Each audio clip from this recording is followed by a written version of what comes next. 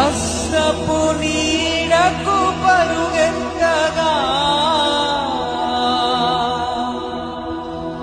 నీ శాశ్వత కృపతో నింపితివా.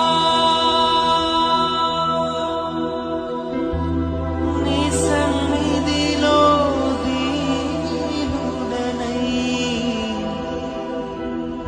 కాచుకొనెదని కృపయందును. యేసయ్యా నీ కృపా నన్ను అమరత్వానికి